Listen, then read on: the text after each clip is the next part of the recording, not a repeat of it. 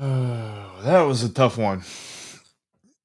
And it wasn't even really so much the score as it was with the Reds blowing the lead late and then Tejay Anyone going down again with arm issues.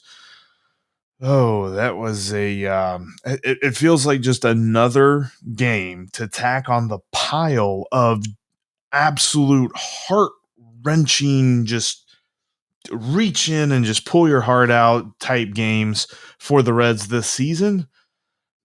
In the grand scheme of things, can they come back? Sure.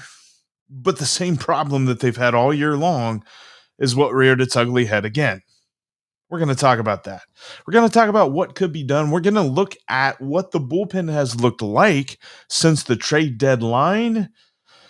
And I got some thoughts about the probable starters for tonight's game. But that was a rough game to start the Brewers series.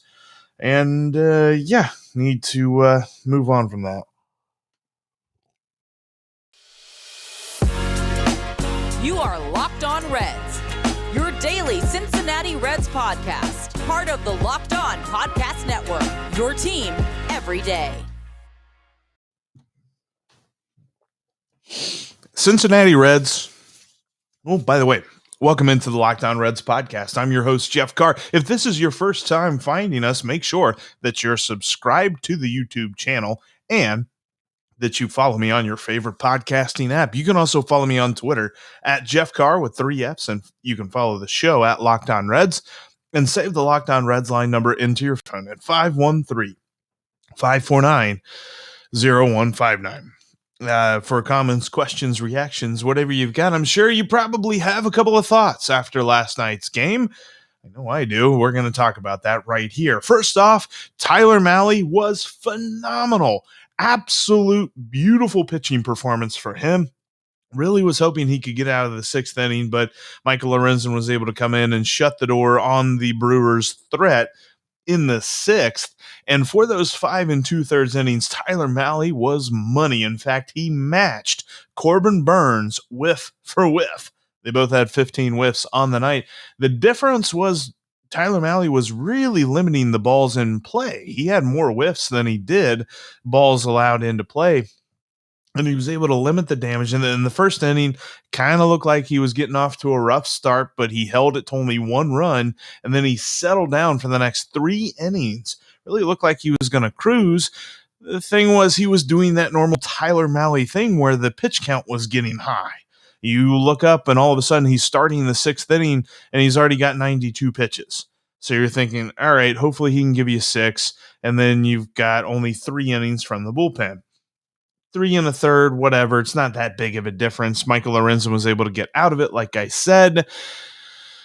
And the lineup, too, before we get to the 7th, yes, I know, the lineup was working as well. Not in the tune of power, but they were able to string some hits together, something that teams don't do against Corbin Burnes. In fact, Corbin Burnes didn't look like he had his best stuff. His cutter came and went during the course of the game. There were some innings where it looked like he couldn't locate it, and then the next inning he would be right spot on with his location for his cut fastball.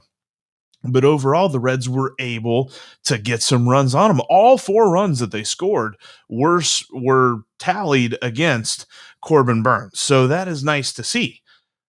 The problem is whenever the Brewers bullpen came in, they didn't give up anything. No hits, no runs, no nothing. And when the Reds bullpen came in, well, so I've got this.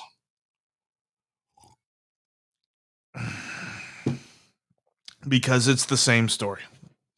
The same thing we've been talking about all year long. And the names have changed. We've seen guys filtered in and filtered out. We've seen the Jose De Leons of the world, the Carson Fulmers. And Sean Doolittle DFA'd yesterday.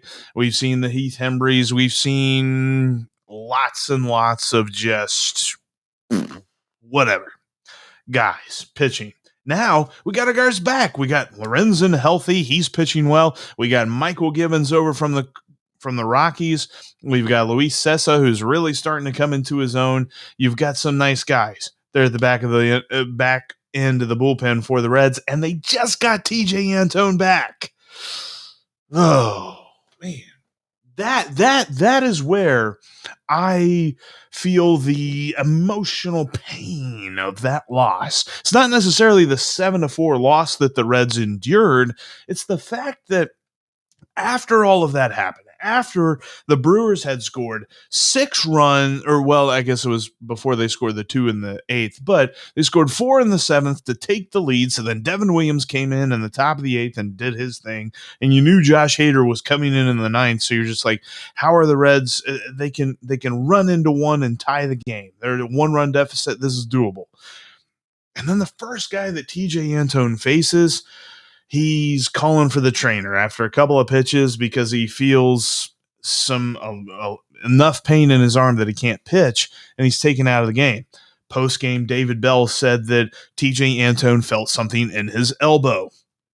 If you've watched baseball for any amount of time, you know what that means. And that's not good because this is late in the season for him to be doing that. We might not be seeing Tejay Anyone for the rest of this year. We might not be seeing Tejay Anyone next year, depending on how, I don't want to say it because hopefully I'm wrong. Hopefully this is not that case, but if you've watched enough baseball and you know enough about pitching, guys feeling pain in their elbow when they're trying to throw is never good. Never comes off as, oh, well, he had a pinched nerve or something. Hopefully this might be the one and only case, but yeah, I don't know about that. I feel for him too, because and Jim Day was talking about it on the television broadcast. He said that Tejay Anyone, whenever he got the news that he was going back on the IL a couple of weeks ago, initially, he basically cried himself to sleep. He was super sad because he was so ready to get back and compete and pitch with the team. I feel for him tonight. I can only imagine what's going through his head because that's got to suck. The problem is it also sucks for the Reds team as a whole too. I don't know. They got to make some sort of thing. They got to make a splash, and the only way they can do that is in their current farm system or going out and signing a free agent. And unless somebody just got rid of their closer, I don't really think there's anybody on the free agents list that should excite Reds fans. So let's talk about some possibilities in system here in just a minute. Before we get into that, though, I wanted to let you know that you can download the Spotify Green Room app on your mobile device today, create a profile, link your Twitter account, and you can follow me at Jeff Carr with 3 Fs. And we are going to be talking Thursday. I almost said tomorrow. No, it is tomorrow. Tomorrow's Thursday.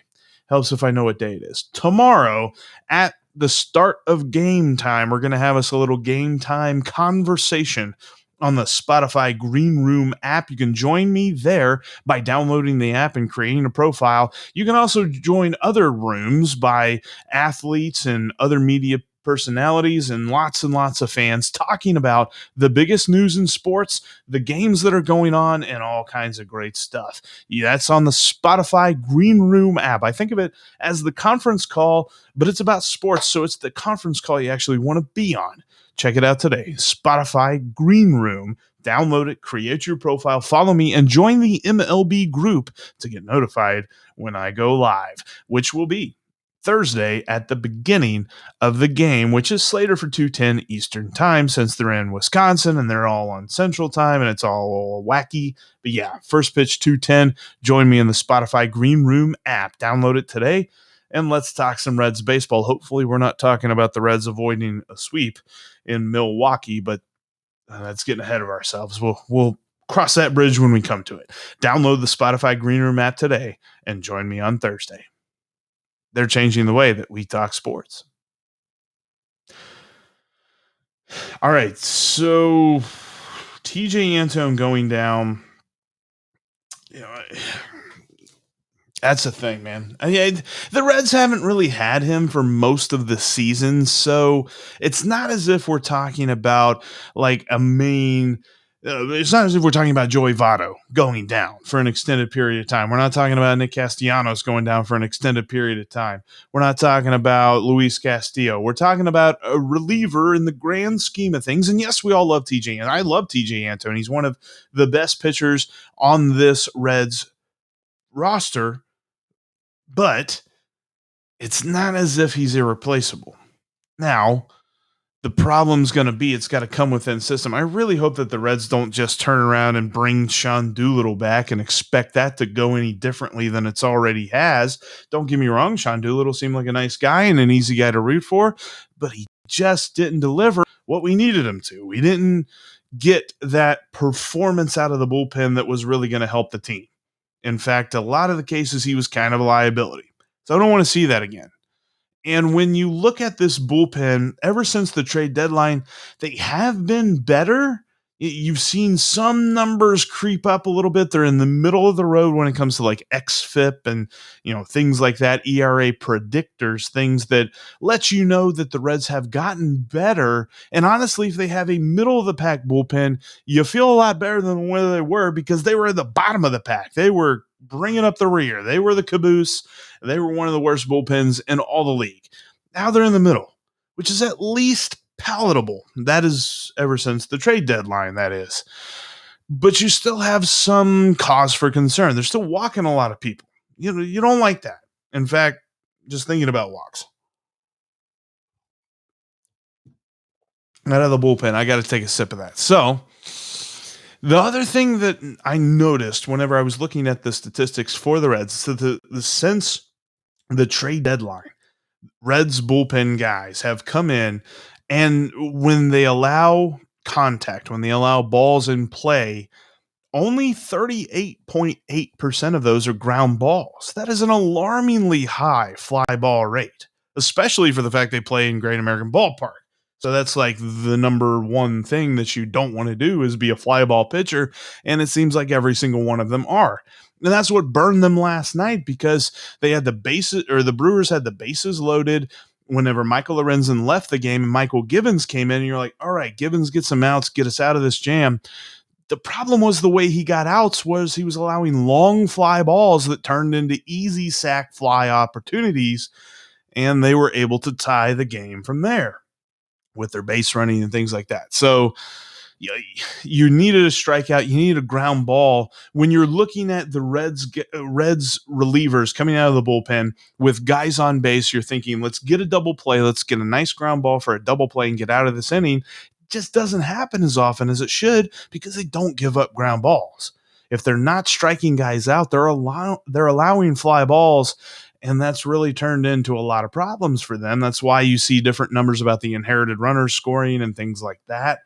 And that was not a great night for Michael Gibbons from an inherited runner's standpoint because I think all of them scored. So the fact that you're giving up mostly fly balls has really played into that. So what do? You kind of got to look at AAA. Are you looking at a guy like Phil Deal? Maybe. He's performed reasonably well, and he's a lefty. I don't know how high your expectations are. I don't know how high your expectations are for any of these guys, but Phil Deal, maybe Dari Moreta, and I believe I pronounced that right, Dari Moreta, who, if you saw him in spring training, he is way different now. He's got a lot more command of the strike zone than he did in spring training, because you can kind of remember that name because he didn't pitch all that well in spring training. But he's done better. He did really well in AA, and he's been brought up to AAA. Has too tiny of a sample size for any of those stats to mean anything. Plus, when you're talking about bringing up a dude, AAA stats don't mean a hill of beans when it comes to pitching in the major leagues. But he could be an option maybe. But bear with me here, because I've talked about this guy before ad nauseum when it comes to his development and how the Reds should handle it.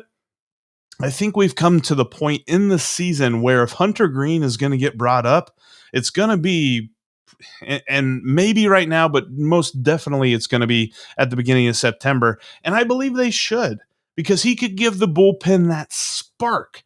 I mean, when you saw the camera show the Reds dugout last night after they were dealing with that crazy blow up from the bullpen yet again, they all kind of had this look of, here we go. We really tried. We really put a lot into this. We were able to get some runs on Corbin Burns, and the bullpen just can't hold it for us. Maybe Hunter Greene can be that guy to come in and stabilize things, not necessarily be like the closer or anything like that. And you don't want to give him a ton of high leverage situations. And if they blow up in his face, that could cause ripples effects through the rest of his career. You don't want to see that. But on the same hand, you could see him coming up and being very dominant with that fastball, kind of keeping the command a little bit down. Maybe he's effectively wild for his first taste of major league action, but you kind of marry the idea of giving him a little bit of major league, a taste of Major League Baseball, plus his talent could kind of help stabilize a part of the bullpen that now looks very questionable. Because if you do bring up a Dowry Moretta or a Phil Deal, or guys like that, what is the ceiling? It's not as high, not even close to as high as the ceiling for Hunter Greene coming in and whatever innings count he might be on. I think it might be time. In fact, kind of think that this would be a good idea for the Reds to do, at least in September. It's not like it's going to be messing with service time or anything like that. Plus, you could really electrify everything going on with this Reds team. And I know the Brewers series that they're in right now, and then the Dodgers series at the end of September are really the only two series that are going to have that playoff flavor until, Lord willing, the Reds make the playoffs. So with that, you kind of see an avenue where it won't be that pressurized on Hunter Greene. I think it's time. I think it's time to bring up Hunter Greene because you've got to continue the momentum that your bullpen has been building since the trade deadline. And it feels like Tejay Anyone going on the shelf, hopefully not with something as bad as we're thinking, but with him going on the shelf with some kind of big arm injury, just feels like it's going to derail everything, deflate everything, and hit the reset button. And guys are going to have to figure some things out again. I don't know. I would love to see Hunter Greene come out, though, because I think that would be exactly what the doctor ordered. All right, we're going to talk about the probable starters tonight. Hopefully the Reds can get back on the winning side of things. The Brewers now hold a 9-8 edge on the season series. 2 games remain, so we'll see how this all goes. I'll tell you about the probable starters of Luis Castillo and Brandon Woodruff here in just a minute. Before we get into that, though, I wanted to let you know that you can still set up your profile today at betonline.ag and use the promo code LOCKEDON. You can get in on some great baseball betting action, whether you're talking about money lines, run lines, the over-under, great prop bets, whether it comes to hitters or pitchers.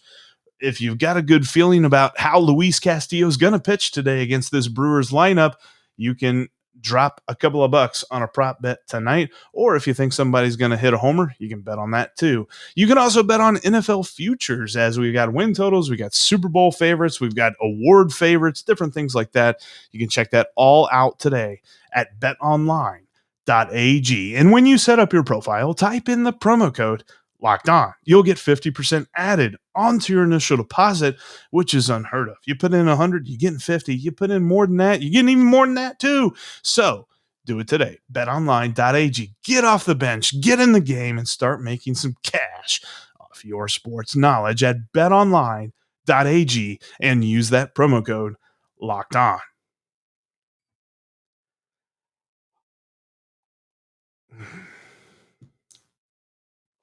Needed some of the good stuff today. Dealing with bullpen issues, that's really the only way to go, I think. So let's talk about the future here tonight.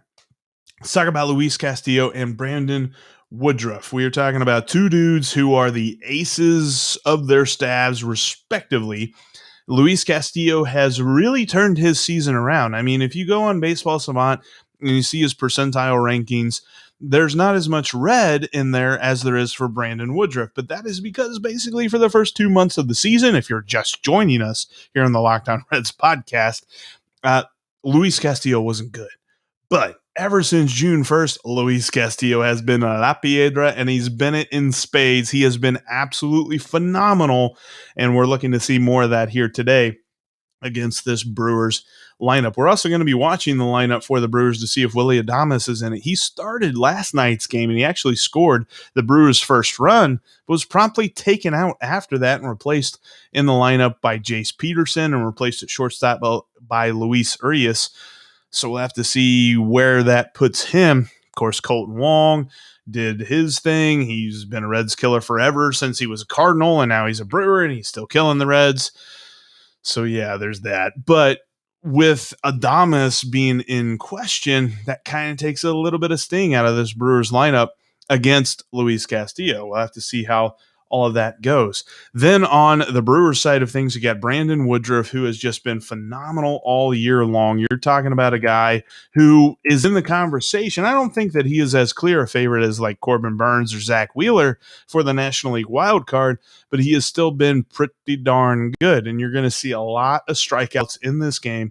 Woodruff is going to fool some guys. There's going to be some at-bats where you're just watching. I know last night there were some people on Twitter that were just like, why aren't the Reds having better at-bats tonight? I mean, there's like 1 and 2 pitches and 3 pitches, and then they're out of there. Well, it's because Corbin Burns is a really good pitcher. He's really amazing. And Brandon Woodruff is on that same level. So bear with us. This is going to be another game where runs are at a premium. Really thought 4 was going to do it last night, but the bullpen proves us wrong again. We'll see what tonight's run total is against Woodruff. Again, it's 3 or 4 against him, and you're going to be happy. Hopefully you can get 1 or 2 against their bullpen, get, maybe 5, maybe 6 runs and call it a night. The only thing is, how good is Luis Castillo going to be? What's his command going to be? How long is he going to pitch? Because the bullpen used everybody last night due to injuries, due to ineffectiveness from the Michael and Michael law firm that I said was pretty much the back end of the bullpen for the Reds now. I think that it continues to be a fluid situation as to how that bullpen looks. But tonight's going to be interesting. And the good news was they had an off day on Monday, so that kind of helps things. But who is going to be first out of the pen here? Who is the most fresh? I mean, we didn't see Justin Wilson last night, and Amir Garrett only threw like 2 pitches, but I don't think you're putting those guys in really tough situations. And who comes up to replace Tejay Anyone? That's all going to be interesting to see what happens. But this game is big. I mean, it's interesting because before game 1, Corbin Burns was quoted by the Brewers MLB.com guy by saying, this is a big series more so for the Reds than for us. And so when you saw that, you're just like, man, we really need the Reds to pound these guys because they're just kind of taking it in stride. They're not looking at it like, and they don't, nor should they be. There's 7.5 games now, 8.5 games ahead of the Reds for first place. You almost got this thing in the bag, so you can kind of not put a ton of stress on yourself if you need to. The Reds, on the other hand, hopefully they don't get to the point where they're pressing, but I'm a little bit worried we might see that tonight. And if you're pressing against Brandon Woodruff, it's going to be a very short night for anybody who comes up to the plate against him if they're trying to hit a home run every single pitch, because he just doesn't give up that many home runs. Hopefully the Reds can get back on the winning side of things, though. All right, we have talked ad nauseum about the bullpen. Let's put it behind us. One more to put it behind us. All right, it's gone. Game 2 against the Brewers tonight. Hopefully the Reds get back on the winning side. Plus, the schedule gets so easy from here. And with the way that the Dodgers are going to treat these Padres on their series, hopefully the Reds can create a little bit of space in that second wild card spot, because as much as we would love to see them creep back up and take first place away from these Milwaukee Brewers, these Brewers just have some kind of they got a lot of talent. Don't get me wrong. They got a lot of talent, but there was a lot of things that went their way last night too. This has been a team that has seen a lot of stuff go their way all season long, and it just continues to. So I think the Reds just need to really get comfy in that second wildcard spot and create some space away from the Padres and the rest of the field so that they can get ready for that one-game playoff against the Dodgers or the Giants. I think it's going to be the Giants, but that's just me. That'll do it for us here today on the Locked On Reds podcast, though. Thank you so much for watching and for listening. If you are not subscribed, make sure that you hit that subscribe button. Plus, follow me on your favorite podcasting app, and you can follow my takes on Twitter at Jeff Carr with 3 Fs, and you can follow the show at Locked On Reds. And again, save that Locked On Reds line number into your phone at 513 549-0159. You can get questions, comments, reactions, whatever you've got into that Locked On Reds line. But that'll do it for us here today. Now, go check out the Locked On Bets podcast. You can make a couple of bucks off of their tips at Betonline.ag. That's the Locked On Bets podcast, wherever you get your podcasts. Thanks again for watching and listening. I'll talk to you guys tomorrow.